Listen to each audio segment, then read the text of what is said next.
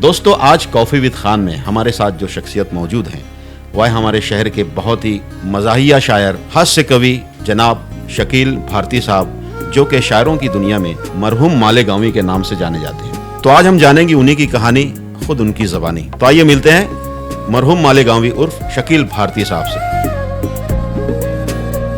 शकील भाई, बहुत बहुत शुक्रिया हमारे शो में आने के लिए। और काफ़ी लोगों की फरमाइश थी कि भाई शकील भारती साहब को भी बुलाया जाए इस शो में। तो हम सीधे सवाल पे आते हैं भाई। सबसे पहले तो अपने बचपन के दिनों के बारे में बताइए। बचपन के हालात कैसे थे?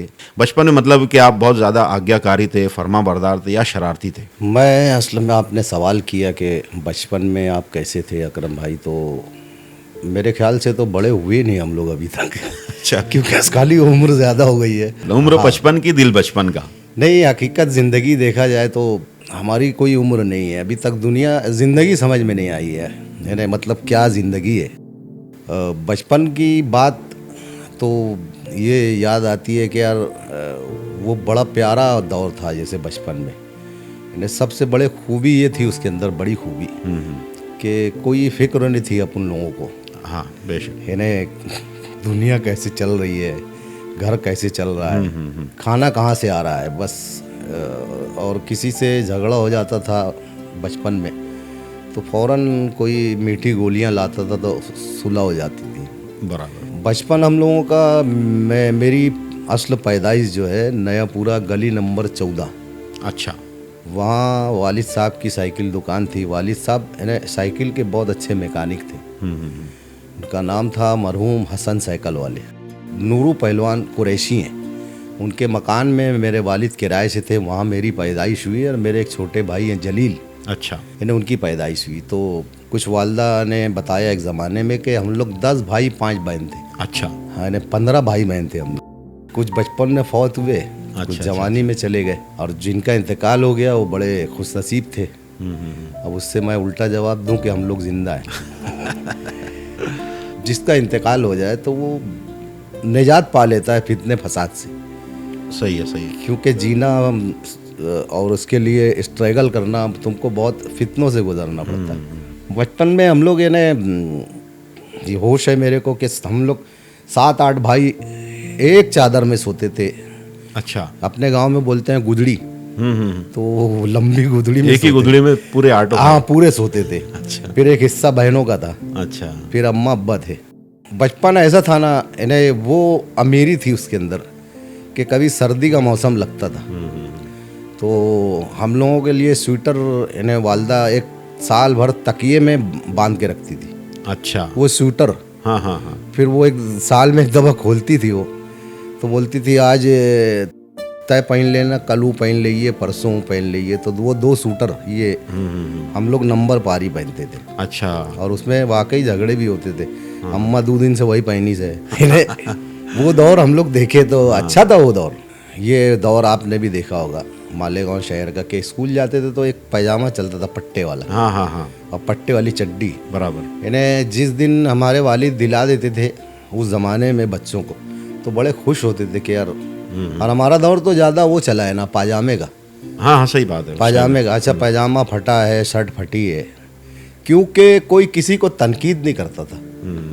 क्योंकि जो तनकीद करता था उसका खुद पैजामा फटा रहता था, तो वो कैसे क्या तनकीद करे। बराबर। मेरी तालीम कौन सी स्कूल में हुई थी? 14 नंबर स्कूल। अच्छा। हाँ। नए बस स्टैंड के सामने जो 14 नंबर स्कूल, वहीं से मैं 5वीं जमात तक पढ़े। उसके बाद 5वीं जमात से हम लोगों को शिफ्ट किया गया एटीटी में। अच्छा।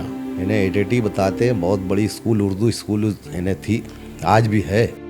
और मालेगांव की पहली उर्दू स्कूल है जो बहुत पुरानी है।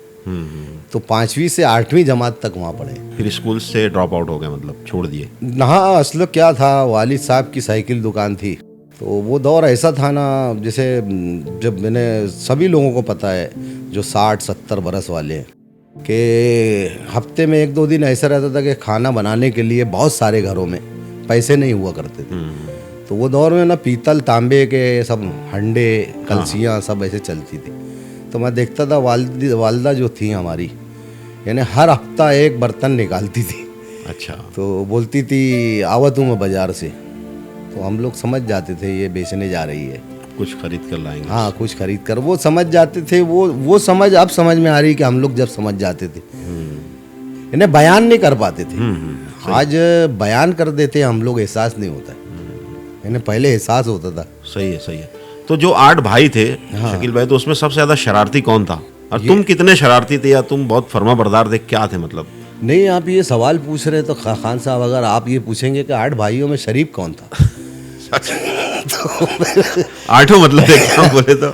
हाँ, असल में वालिद साहब भी हमारी जो परवरिश में बहुत इन्हें परेशान रहते थे।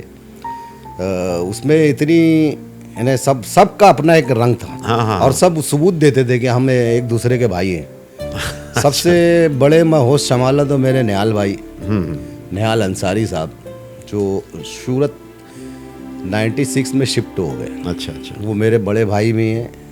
उनकी बेगम मेरी बेगम बहन भी है, और दोनों की बेगम हमारी बुआ की लड़की भी। अच्छा, कॉफी भी लेते ना? अच्छा, कॉफी भी खान में है तो कॉफी भी जरूरी है ना? अरे ये तो बड़ा अच्छा सिलसिला शुरू किया तुमने कॉफ़ी में, जबकि ये महंगी चीज़ है खान साहब। हमारे शहर में तो एक चाय पिला दो सब बता देते।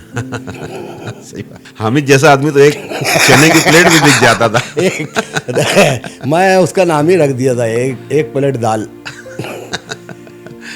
मोहब्बतें थी, अपना भी एक दौर था करम भाई। बिल्कुल सही बात। वो जो शुरुआत थी, इन्हें मैं बोलूँगा जो नासिर भाई ने जो काम किया, मैं अक्सर बोला भी इंटरव्यू में कि मालेगांव में जो फिल्में शुरू हुई, मेरे ख्याल से नासिर भाई उस पूरे ग्रुप के सचिन तेंदुलकर थे। बेशक, बिल्कुल, इसमें कोई शक। और फिर आप भी साबित हुए उनके साथ। मेरे ख्याल से एक बड़े क्रिकेटर ले लो, धोनी ले लो, क्योंकि मैं उस दौर में जो देखा हूँ, जो सुपरमैन बनी जी, तो एक सिक्के के, तुम और नासिर भाई एक सिक्के के 2 रुख थे। चाहे कांट बोल लो, लेकिन उसमें मुमकिन भी कब हो सका, जब एक टीम वर्क हुआ, जब वो चीज़ मुमकिन हुई और वो चीज़ बनी। आज जो भी अल्लाह के करम से अपने शहर का नाम है, आज हम 4-5 लोगों पे एक बायो मतलब ग्राफी बन रही है जो जोया अख्तर ने बनाई है। वो ये बहुत बड़ी बात है अपने लिए कि उस फिल्मों में जिन लोगों ने भी किरदार को अदा किया है, उनके नाम बाकायदा शकील भारती रखे गए, अकरम खान रखा गया, शेख नासिर रखा गया, फ़रूक जाफरी रखा गया। ये बड़ी बात है हमारे शहर के लिए भी और हम लोगों के लिए भी कि कोई फिल्म, एक बायोग्राफी बनी अपने शहर के कलाकारों पर। हाँ खान साहब, असल में कोई उस पर सोचे और बनाए। बॉलीवुड का कोई भी शख्स सोचा, उस पर बनाया, मगर वो सोचा गया तो वहाँ तक पहुँचने का काम आप लोगों ने किया। कुछ किया तो किसी ने सोचा। हाँ बेशक, बिल्कुल, यानी कि ये और बेहतर बन सकती है। फिल्म क्या हुई जो बॉलीवुड बनी कि ये फिल्म बेहतर बन सकती है। अब बेहतर कौन बन सकती है? जो बेहतर का इशारा करे। बिल्कुल, वो इशारे को तुम लोगों ने 25 साल लगाए। बिल्कुल, यानी मुझे याद है 88-89 में हमारे जो अनीस सरताज साहब, देवता और नासुर ड्रामा किए थे ना, अनीस हाँ, सरताज का लिखा हुआ था। हाँ, तब खान साहब आपकी, मेरी, नासिर भाई की, और जो एक दोस्त थे सलीम राजानी, हाँ, जो अमेरिका चले गए, वहाँ पे वो शिफ्ट हो गए। बराबर। मैंने दौर भी देख रहा हूँ कि उस वक्त तो हम लोगों का जुनून बहुत था। यानी आपका वर्क जो था, फोटो स्टूडियो से तुम आते थे रिहर्सल पे, फिर मैं अपनी दुकान से काम करके आता था, नासिर अपना काम करके, सलीम राजानी अपनी किराना दुकान से काम करके। ठीक है शकील भाई, उसके 8वीं जमात तक के तालीम हासिल की। हाँ, और उसके बाद फिर कारोबार से अब्बा का हाथ बटाने लगे कारोबार में। वालिद साहब की वही साइकिल दुकान के बाद वो मालेगांव में पहली मरतबा 60 बरस पहले लाए ठेला गाड़ी की, इंदौर से। और उसमें एक भाई अभी कर भी रहा है काम, अकील, हाँ, भारतीय ठेला, बराबर, ये कोनूर थिएटर के आगे। पता है ना मेरे को। वालिद साहब के धंधे में वही एक है, सब भाइयों में खुशहाल वही है। लेकिन उसने अपना के रखा है अभी तक, हाँ, उसी पे लगा हुआ है वो। होता क्या है कि धंधा भी किसी को अपनाता है कि यार मैं तेरे पास रहूँगा। अच्छा, अभी एक बात बताओ शकील भाई, अम्मी अब्बू में सबसे ज़्यादा सख्त कौन था और सबसे ज़्यादा प्यार करने वाला कौन था? वही वालदा थी। सख्त थी? प्यार करने वाली भी थी और सख्त भी थी। अच्छा। और वालदा की तो बहुत हाइट थी, माशाल्लाह, आपने भी देखा है। और मेरी वालदा का शिजरा तो नेर कुसम्बा, मेरे ननियाल। अच्छा। नाना शेख हसन कालू, और वालिद मोहतरम का भी इत्तेफाक से नाम था मोहम्मद हसन अंसारी मोहम्मद हसन। अच्छा। तो उस ज़माने में बताते थे, मेरे वालिद जो थे तो मेरे नाना की होटल पे, चाय की होटल थी ना, तो काम करते थे। तो मेरे नाना के जो भाई थे उनका नाम था शेख मरहूम बफाती। अच्छा अच्छा अच्छा। तो वो मेरे वालिद को देखे तो बोले यार मैं इनको लड़की दूंगा। लड़की पहले इन्हें सब ये नहीं चलता था, पहले किरदार चलता था, मेहनत चलती थी। बेशक बेशक। तो वो सब मैंने मेरी वालदा बताई कि हम लोगों की शादी ऐसे हुई थी। अब्बा का मिजाज कैसा था? वो भी सख्त थे? हाँ सख्त तो थे वो बहुत। मैं तो ये फील्ड में पहली मर्तबा जब कैसेट बनाया तो से क्या करेगी, हाँ हाँ। तो मेरी वालदा को बोले ओके घर में मत रखा काल बोले वो सब अपने के रिस्क चलिए लिए नहीं। अच्छा। तो मेरे को उस ज़माने में 96 में अलग कर दिया गया था। अच्छा। तो मेरे वालिद इन्हें नहीं पसंद करते थे। उस ज़माने में लोग ऐसे ही थे, इन्हें बहुत रिस्क का ख्याल रखते थे। तो वालिद साहब बहुत सख्त मिजाज थे और उसूल के बहुत पसंद। उनके हाथ से मार उर भी खाई है कभी? बहुत मार खाई है मैंने, बहुत। और मेरे ख्याल से तो सबसे ज़्यादा मैं ही मार खाया। ऐसा? हाँ। और स्कूल में? स्कूल में तो बहुत बदमाशी हुई। मुझे बचपन से एक शौक़ था करम भाई कि मैं स्कूल में जाता था ना, तो मुझे महाराज शिवाजी सबक पढ़ते थे हम लोग, तो मुझे बहुत अच्छे लगते थे भाई ये शिवाजी महाराज। तो वो ड्रेस ये वो, तो एक दफ़ा वो ड्रेस नहीं था तो मेरी वालदा का फराक पहन के चला गया था मैं शिवाजी बन के और लकड़ी की तलवार बना के। अच्छा। इन्हें बचपन के जो हमारे हीरोज थे ना, हाँ, ये सब थे जो किताबों में आते थे। हाँ हाँ हाँ। तो उसमें एक थे शिवाजी महाराज, तो वो आइडियल बन जाते थे बच्चों के दिमाग तो में। मैं वैसा फिर वो हमारी गली में एक पान वाले नाना थे, तो मैं देखता था ना, तो उनका शिवाजी महाराज के जैसा फेटा। तो एक दिन मैं इन्हें फेटे को ना चुरा लिया था मैं। अच्छा। और स्कूल में जाके तो फिर मैं गली में पहन के आया तो मेरी वालदा बोले वो चिल्ला रहे, वो उनका फेटा लेके भाग गया तू। फिर वापस किए? हाँ, फिर वापस किए। बचपन का कोई मज़ेदार किस्सा सुनाओ यार, जो अभी तक याद है, स्कूल के दौर का बोलो या दोस्तों का।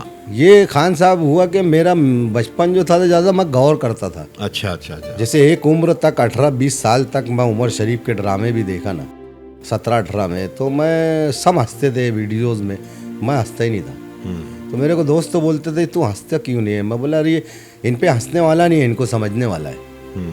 इन्हें उनसे सीख मिलती थी। बराबर। तो मैं कोई चीज़ देखता हूँ ना खान साहब, तो हंसता नहीं हूँ, उसको मतलब कोशिश करता हूँ समझने की किस एंगल से बात कर रहा है, किस एंगल से। हाँ, ये इनका मिजाज कितना ऊंचा है, ये कितने ऊंचे आर्टिस्ट हैं। ये कॉमेडी का अचानक से जहन में कैसे आया? जैसे शकील भारती बोले तो कोई भी पहले नाम सुनता तो चेहरे पे एक मुस्कुराहट आ जाती कि शकील भारती बोले तो हंसाने वाला एक इंसान। हाँ। तो ये अचानक कैसे जहन में आया कि मुझे कॉमेडी ही करनी चाहिए?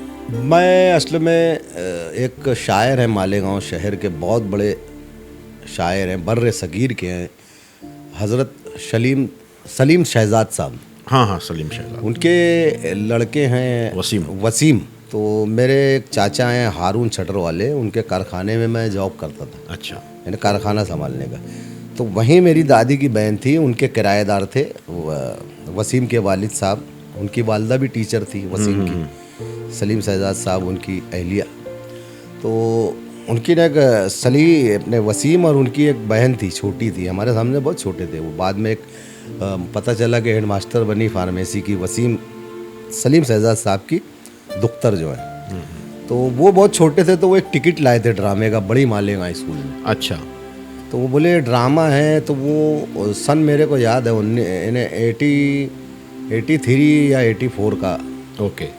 तो वो ड्रामा बोले वो सिराज दुलार साहब का है। तो मैं बोला मैं कभी देखा नहीं।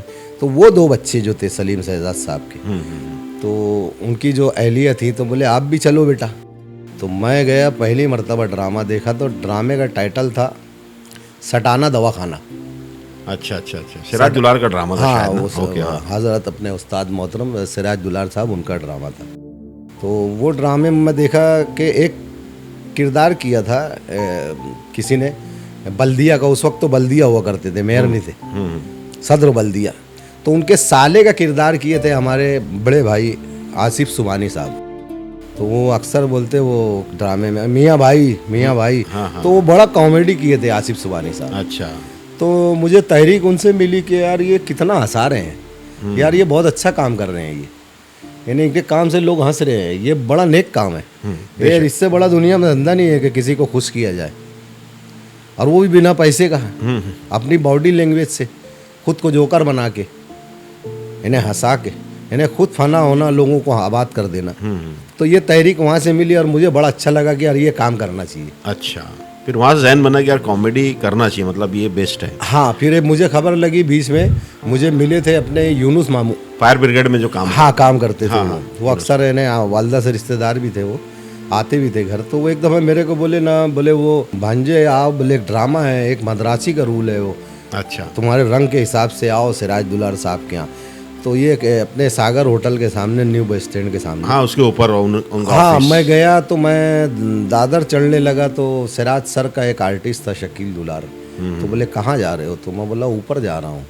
तो बोले वो ऐसे नहीं जा सकते, तो वहाँ से मुझे उतार दिया गया। अच्छा, फिर मैं अंदर एंट्री नहीं कर पाया, बड़ा दिल लगा था। नीचे से मैं 2 घंटे तक देख रहा था, टहल रहा था कि यार मैं ऊपर जाऊँ, मैं भी बताऊँ कि यार मैं भी कुछ कर लेता हूँ। तो नई एंट्री हुई।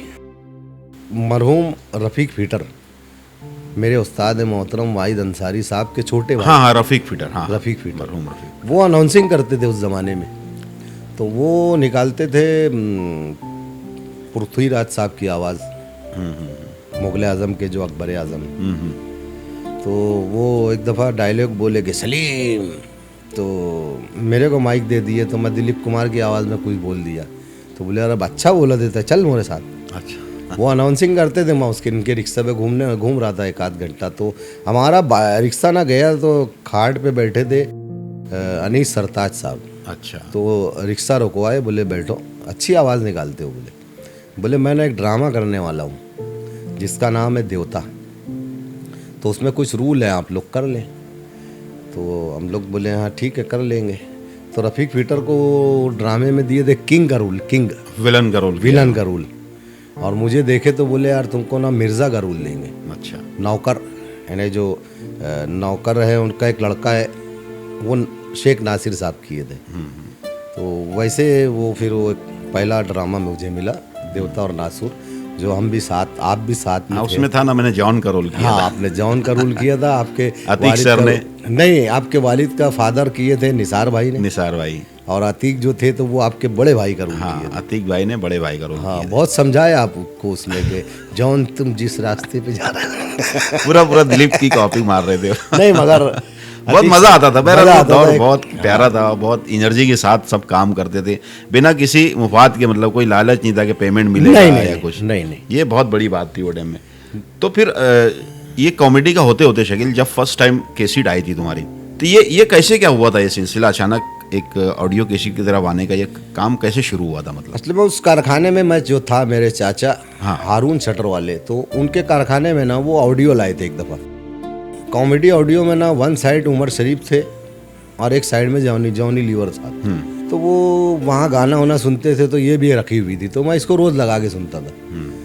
तो उसमें उमर शरीफ साहब के कुछ पंच थे कि शादी हुई, एक यानी आदमी की फितरत जाती नहीं है शादी भी हो जाए तो बोले शादी हुई एक कुल्फ़ी वाले की, तो उसने घूंघट उठाया, दुल्हन का बोला ए दूध वाली ये मलाई वाली ये। तो वो मुझे बड़ा अच्छा लगता था कि लोगों की फितरत पे कॉमेडी की जा रही है।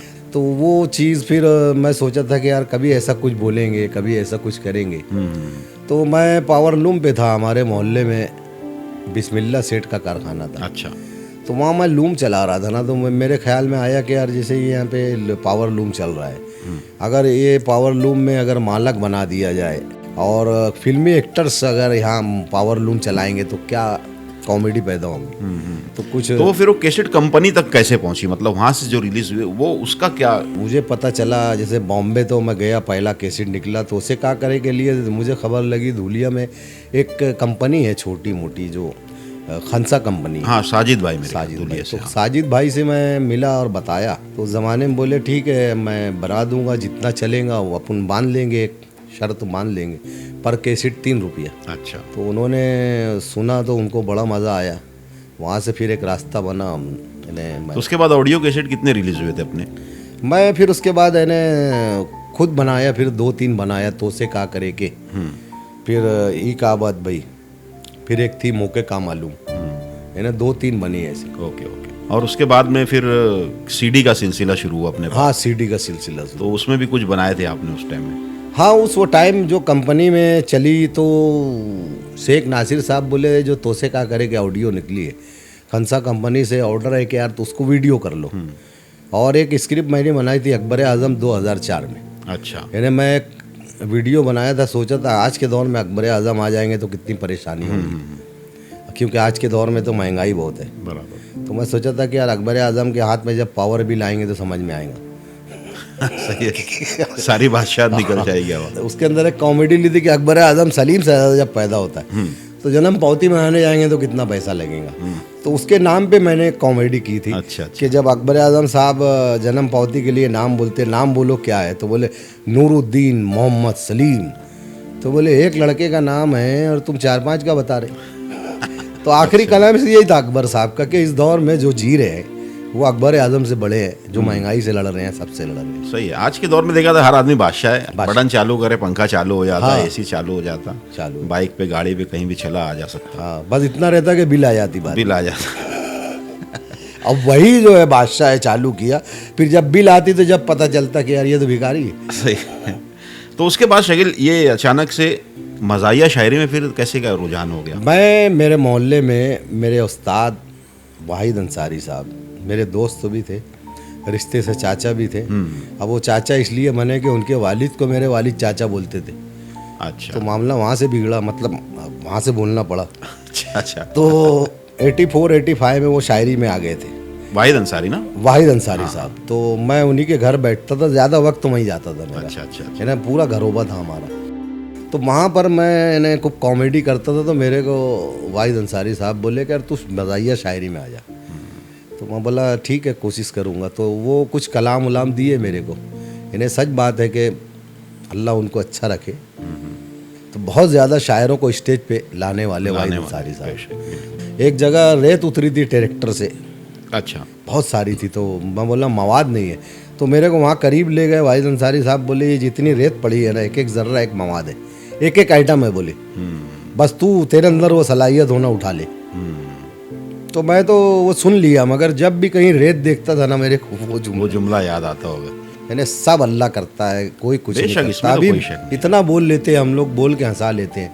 अल्लाह चाहे तो सब बुलवाए, वरना एक नस खींच देगा ना, हम अपने जबान की राल नहीं पहुँच नहीं पाएंगे। पहुंच पाएंगे। वाह वाह, क्या बात है। इसमें जाने का थोड़ी कहानी बताओ ना, कैसे वहां तक पहुंचे थे? मुझे एक फ़ोन आया था, पूना के एक कवि थे, अच्छा। वो हिंदी कवि थे। मुझे कॉल आया कि शकील भाई मैंने आपका वीडियो भेजा है शैलेश लोढ़ा जी को, आपको 2-3 रोज़ में कॉल आएगा। तो मुझे 2-3 रोज़ बाद एक कॉल आया, शैलेश जी बोले आप शकील भारती बोल रहे हैं? मैं बोला हाँ।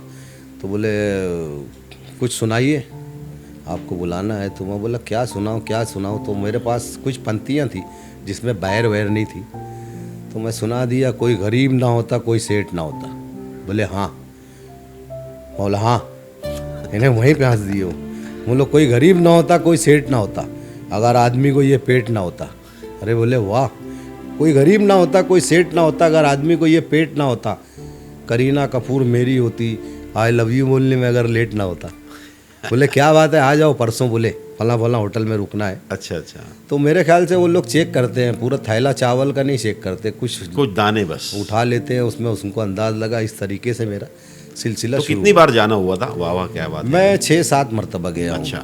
बाद में वाह भाई वाह शुरू हुआ, उसमें 2-3 मरतबा गया हूँ। और वहाँ से काफ़ी मतलब पॉपुलैरिटी मिली थी, और उसके बाद से भी काफ़ी मुशायरे वगैरह के ऑफर्स आने लगे थे ना? वो क्या था कि भिवंडी जा रहे हैं 2000 रुपये में, धुलिया जा रहे हैं 500 रुपये में, तो वो उस पर आने के बाद भिवंडी लग गया 10,000 रुपये में। तो ये फ़र्क पूरी ये लाइफ फ़ायदा चलता, पहुंचा, बहुत फ़ायदा हुआ। और ये जो अपना कोविड का आया था महामारी, लॉकडाउन के बाद से मतलब उस टाइम में क्या हालात थे? मतलब क्योंकि उस टाइम तो जाहिर है कि पूरा सब कुछ लॉक हो गया था, तो उस टाइम में तो काफ़ी परेशानी हुई होगी ना? मुझे तो बड़ा अच्छा लगा था। उसके अंदर अल्लाह ने बताया था, वो ये बताया था कि मैं घर बैठा के भी खाना खिला सकता हूँ। वक्तों पे खा रहे थे, वक्तों पे सो रहे थे, बेगम की निगरानी में थे, वालदा की निगरानी में थे, बच्चों को टेंशन नहीं था, चाय भी आती थी, और बड़ा अच्छा था ना। लॉकडाउन में अकरम भाई ना कोई कोई बिरादरी झगड़े आ रहे थे, ना कोई मजहबी झगड़े आ रहे थे, सब साइलेंट जोन पे चले। सब साइलेंट थे। और कोई रिश्तेदार के भी नहीं आ रहे थे कि मेरी बुआ को वहाँ झगड़ा हुआ, यहाँ झगड़ा हुआ। तो वो ऐसा लग रहा था ना कि बहुत अच्छी दुनिया है ये। ऐसे ही रहना चाहिए। हाँ, ऐसे ही रहना चाहिए। शोर नहीं था, एकदम साइलेंट। कुछ नहीं, अल्लाह ने अपनी ज़ात में कैद कर दिया था, कोई किसी का सोच ही नहीं रहा था। और हमारे यहाँ जो लॉकडाउन में माहौल चला, पूरी दुनिया में नाम चला है यहाँ का जो खुलूस है। बेशक। मैं भिवंडी गया तो भिवंडी के कुछ लोग बताए, मालेगांव से एक टीम गई डॉक्टरों की, 10-12 डॉक्टर्स गए, वहाँ के लोग बताए। तो वहाँ जो मरीज़ ज़रा सहमा था ना, उसको ऐसे पकड़ रहे थे, गले लगा रहे थे, अरे खाओ कुछ नहीं होगा, अरे पियो। तो वो लोगों का इलाज होता चला गया। अभी जैसे मालेगांव शहर में मैं देखा हूँ फारानी सर को, इन्हें मैं उनको कभी देखा ही नहीं मैं दवा से इलाज करते बातों से इलाज कर देते। वो अंदर एंट्री करते हैं ना तो मरीज को बोलते हैं अरे कुछ नहीं हुआ, अभी चले लगी हो तुम, दौड़ियो तुम। तो मरीज को सबसे पहले यही चाहिए कि क्या बात है। असल में एक डॉक्टर को एक बाप के जैसा होना चाहिए। बेशक। बाप कैसा होता है ना कि बच्चे को हौसला देता है, एक माँ जैसा होना चाहिए। तो मैं ये देखा हूँ फारानी सर, मैंने एंट्री की है कि दवाखाने में, अरे अच्छे हो जी, खुशगवार माहौल हो जाता था उनके माहौल हो जाता था। तो ये मिजाज हर डॉक्टरों का है हमारे यहाँ। सही है, सही। तो भिवंडी में गए तो इतना खुश हुए थे, रोने लगे थे कि यार हमारा बच्चों हमसे दूर हो रहा है। ये तारीफें उन्होंने की। और दूसरी एक बात बताए कमाल की, भिवंडी के लोग, अकरम खान साहब, इन्हें 2006 में कब यहाँ इज्तिमा हुआ था बहुत बड़ा, भिवंडी के खास अहबाब बता रहे थे कि यार हम लोग इज्तिमा में गए थे तो हम लोगों को खाने को कुछ नहीं मिला, आखिरी में निकलो तो बहुत ज़ोरों में भूख लगी थी। तो हम लोग ना यहाँ एक पुल पे आए, गिरना पुल पे, वहाँ करीब तो बोले खाला ना पुलाव खिला रही थी। अच्छा। तो हम लोग पैसा वैसा निकाल लिए, खाना वाना खाए खूब पेट भर के। बोला खाला लो पैसा कितना हुआ? बोले नहीं रे, मैं नियत किए रहो 1000 की बिस्सी लगाया ना कि इज्तिमा में पुलाव बना के बैठी हूँ। तो बोले वो खाला का हम जब पूछे तो वो तराशन भरती थी, कांडी मशीन भरती थी।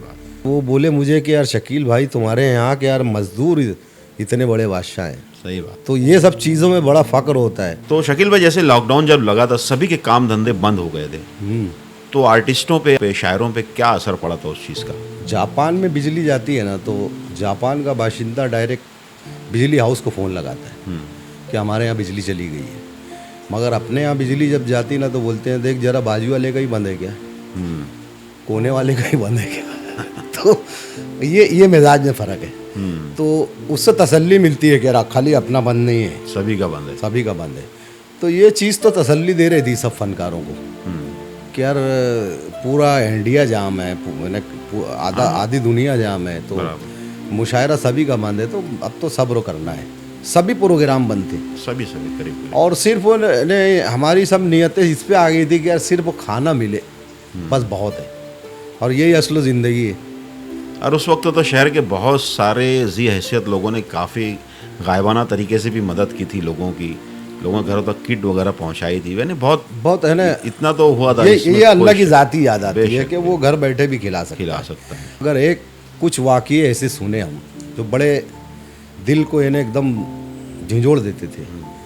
जैसे अपने शहर में किसी मोहल्ले में एक बुज़ुर्ग शख्सियत थी, उनको ये बीमारी हुई, तो वो उनका बच्चा जो था लड़का, तो ऊपर रख दिया था वो 4थे मंजिले पे, 3रे मंजिले पे, और दूर से खाना देता था। अच्छा। दूर से खाना देता था। तो वो बहुत रोते थे, वो वालिद थे कि यार ये दिन आ गए। तो उनकी बेगम को भी बोलता था लड़का कि यार जल्दी खाना दे और हट। तो उनके पास एक हिंदू डॉक्टर आता था, इन्हें मुस्लिम थे, तो वो उनके हिंदू डॉक्टर अपने हाथों से खिलाता था, अरे तुम खाओ कुछ नहीं होगा। तो वो गौर करते थे कि मेरी औलाद दूर भाग रही है और ये जो है इन्हें दूसरे मज़हब का है, मुझे खिला रहा है। तो वो रोने लगते थे वो, यानी कि यार औलाद इसलिए होती है कि बुरे वक्तों में हौसला दे। सही है। जो बुज़ुर्ग थे आज भी ज़िंदा हैं वो। अच्छा। तो उनसे पूछे कि यार तुम्हारे साथ जो वाक़या हुआ तो क्या हुआ? तो बोले जो बच्चा मेरा एहतियात कर रहा था उसको बीमारी हुई, वो मर गया। जो मुझसे दूर भागता था वो इसका इंतकाल हो गया। तो बोले आप तो वालिद है, कोई गम नहीं? तो बोले नहीं, कोई गम नहीं मेरे को। तो ऐसे भी कुछ वाक़ये हुए बराबर। तो बहुत कुछ सिखा के भी गया लॉकडाउन। तो चलो, अभी संजीदा बातें तो बहुत सी हो गई शकील भाई, अब थोड़ा सा पर्सनल लाइफ पे आते।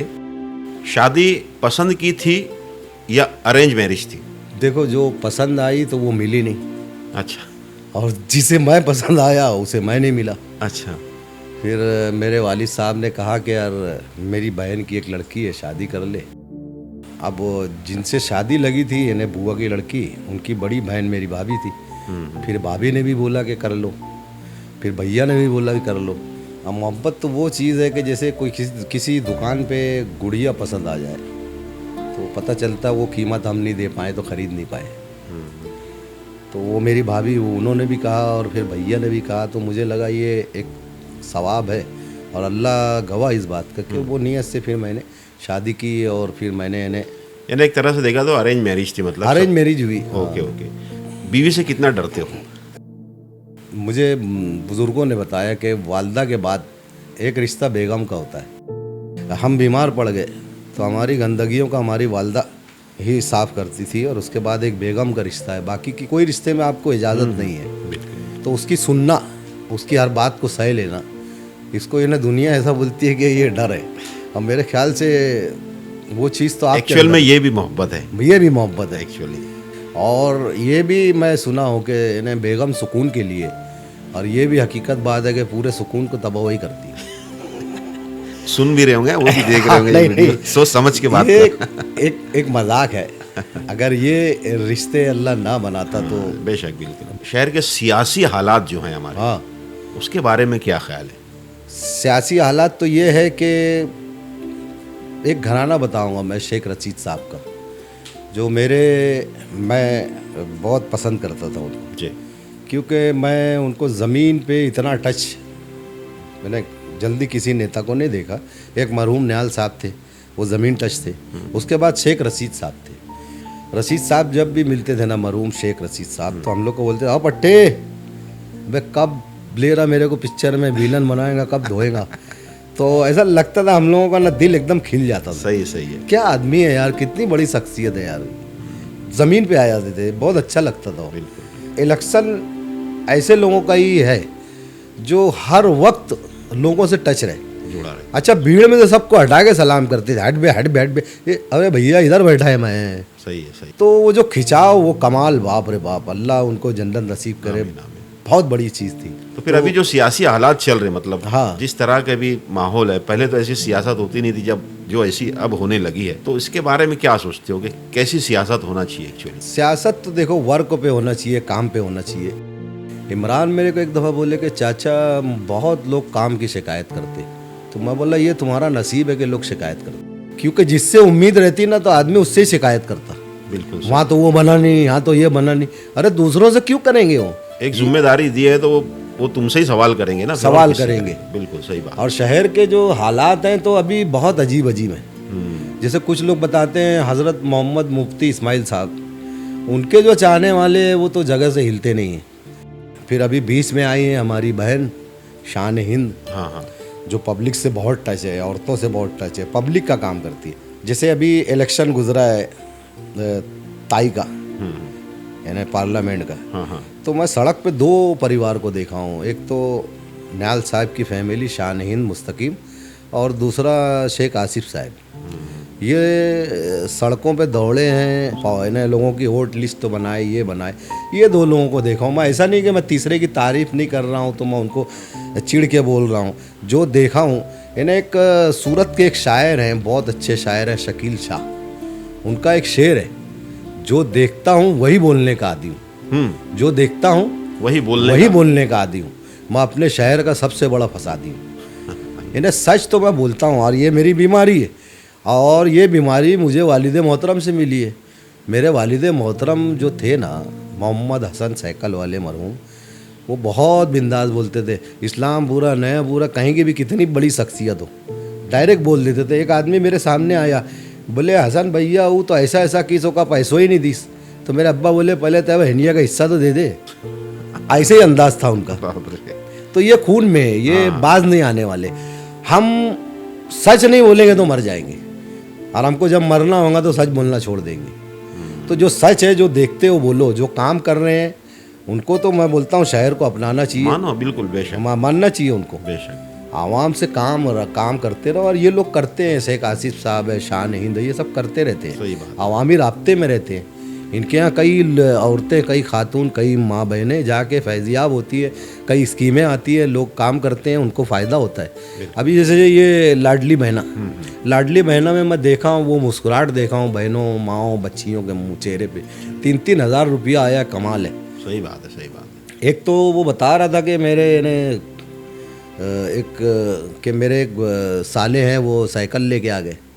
अच्छा। तो बोले कहीं बोला कैसे, बोले उसकी बीवी का 3,000 रुपया निकला। तो बोले ये हफ्ता पगार मत दो लुमुआ की, तुम साइकिल ले लो, बहुत दूर चला हुआ तो ये फ़ायदे जब नज़र आएंगे शहर कबूल करेगा ही। सवाल ही नहीं। तुम लोगों के लिए जियो, लोग तुम्हारे लिए बराबर खड़े होंगे। और शहर को समझना चाहिए कि जो आवाम का काम करे तो आवाम का भी काम है, उसी को चुन के लाना चाहिए। आखिरी मुद्दे पर आते हैं कि शहर के नौजवानों को क्या मैसेज देना चाहोगे आप? शहर की आवाम को बोलो या नौजवानों को, कि ज़िंदगी में आगे बढ़ने के लिए क्या करना चाहिए, क्या क्या ज़रूरी है? ज़िंदगी में आगे बढ़ने के लिए तो मैं बोलूँगा सबसे पहला ये यकीन रखें कि अल्लाह आपके लिए बेहतर ही रखा है सब कुछ। बहुत तब्दीली आप भी देख रहे हैं, हम भी देख रहे हैं। उस वक्त तो यानी पुराने ज़माने में लोग होटलों में चाय पीते थे तो उनकी शादी नहीं लगती थी, बोले नहीं लड़कों तो होटल में बैठ के चाय पिया था। और आज शादी इसलिए नहीं लगती, बोले वो लड़का है कि नहीं है, होटल पे जाते ही नहीं। आज उल्टा फर्क हो गया। मगर जो बच्चे आज इन्हें नशे में जो चूर हैं, इन्हें मैं पूरा मामला बताऊंगा, ये घर की तरबियत के ऊपर है। इसका कोई जिम्मेदार नहीं है, घर के वालिदैन हैं, क्योंकि आप निगरान, उसके निगरान हो। बिल्कुल। तो पूरा यही होता है कि अभी जैसे देखे छोटे छोटे बच्चे रुमाल में सब अल्कोहल लगा के वो क्या रहता है, हाँ सब वो सब। तो नौजवानों को क्या पैगाम देंगे? नौजवानों के निगरां कौन है, उनको पैगाम देना चाहिए। घरों में दीन की कमी है, जो निगरां है ना, इन्हें हम में भी बहुत कमी है, इन्हें हमारे बच्चे भी बहक सकते हैं, मगर शिकायत मुझसे ही रहना चाहिए कि मैं उसका जिम्मेदार हूँ, कसूरवार मैं हूँ। और अभी मैंने सुना है कि एक चैनल भी शुरू किया अभी तुमने, मीठा करेला के नाम से। हाँ हाँ, और उसमें बड़े अच्छे 2-4 वीडियो मैंने देखे, बहुत अच्छे, मज़ा आ रही है। 2 आए। हाँ, तो वो उसको क्या सोच के शुरू किया? मतलब उसके ऊपर सारे शहर के हालात पर ही बातें होती है, वो भी यहाँ की हमारी रीजनल लैंग्वेज जो है, यहाँ की मादरी ज़बान में वो सारा वीडियो, वो बहुत ही मज़ेदार और बहुत इंटरेस्टिंग है। मीठा करेला के नाम से जो चैनल है, तो वो चालू करने का क्या मकसद था? असल में वो डालने की मेन वजह ये थी अकरम साहब के बड़ी खूबसूरती से नामे बेवकूफ़ बनाया जा रहा है। इन्हें कुछ ऐसे सियासी माहौल है ना, जो कुछ भी कर रहे हैं बस बता रहे हैं मैं आवाम के लिए हूँ, ये हूँ, वो हूँ। अभी एक स्क्रिप्ट में मैं लिखा कि यार बोले, और वो 5-6 बैठे रहते, बोले यार कल छुट्टी है का चच्चा लोग तुम लोग के। नौजवान लड़का बोलता, बोले कहाँ है? बोले मेरी अम्मा कल 11 फ़कीर लोग के बुलाई से तुम लोग आ जाना। तो उसमें एक चच्चा बोलते, बेटा तोरा घरा एक दफ़े बता देते बस। तो उसका दोस्त जो रहता लड़के का बोलता, बोले इन लोग के घर मत बता, बोले रोज़ आए लगी। बोले वो फ़कीरों के बोला ना, बोले कौन से? बोले जो 5 साल में एक दफ़े आवाते। Very good. तो वो चच्चा बोलते, बोले 5 साल में एक दफ़े आवाते। मैंने कहा खाते तुम लोग ही का हुआ है, ये मत समझो। मेरा तो शुरू से रहा है। अच्छा, ये तंज करना आपने भी देखा है, हाँ, मजहबी बातें करना, या ये फितरत होती है, वो अल्लाह चाहे जिससे करवाए। बेशक। इस्लाही पहलू तो मेरा 96 से उससे पहले से चला आ रहा है। बहरहाल अच्छा है सिलसिला, उसको कंटिन्यू चलने दो, इंशाल्लाह कोशिश और करेंगे। दोस्तों मैं आपसे भी रिक्वेस्ट करूंगा कि शकील भाई का यूट्यूब चैनल नया मीठा करेला के नाम से, उसे सब्सक्राइब करें और उस पर देखिए कि शहर के हालात पर एक मज़ाहिया अंदाज में कितने अच्छे अच्छे मौज़ूआत को उठाकर उस पर डिस्कस की गई है, और कहीं ना कहीं उसका हल भी बताया गया है। तो ज़रूर चैनल पर विज़िट कीजिए और उसे सब्सक्राइब कीजिए। तो शकील भाई बहुत बहुत शुक्रिया इस शो में आने के लिए भाई। जी भाई। और मुझे उम्मीद है कि हमारे नौजवानों को आपकी बातों से कुछ ना कुछ सीख मिलेगी, और जो मुद्दे आपने अपने तौर से बयान किए शहर के हालात पर, सियासी हालात पर, उससे हमारे बड़े रहनुमा जो है कुछ ना कुछ सबक ज़रूर हासिल करेंगे इंशाअल्लाह। तो दोस्तों आज के लिए बस इतना ही। अगली वीडियो में फिर मिलते हैं किसी और अच्छी सी शख्सियत के साथ। तब तक के लिए अपने भाई अकरम खान को इजाज़त दीजिए। Good bye.